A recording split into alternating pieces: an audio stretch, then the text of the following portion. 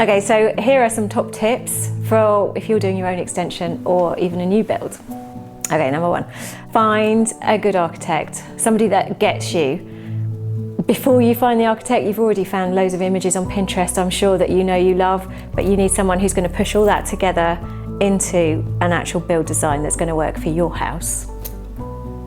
Find a good contractor.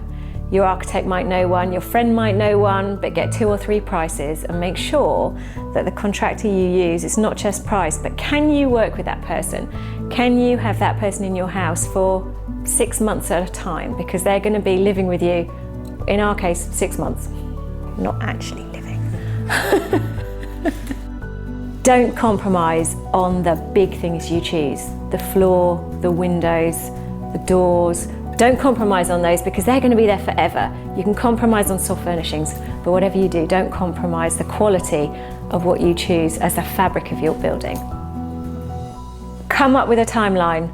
All builders are going to need some sort of rough idea of how long you expect it's going to take. They need to book their next jobs. And then add a bit on, and then add a bit of cost on, because it's always going to take a bit longer than you think, and it's always going to take your contingency fund as well. Budget.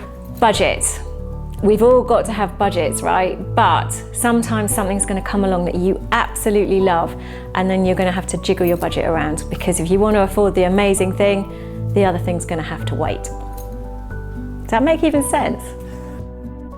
And also, patience and communication.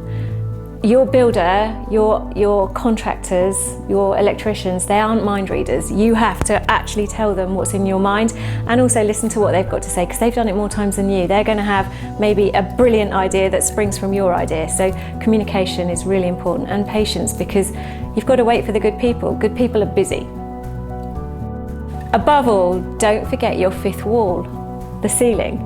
We all consider our 4 walls, don't we? But actually, what we all need to be thinking about is what we're going to do up there, because it affects everything down here.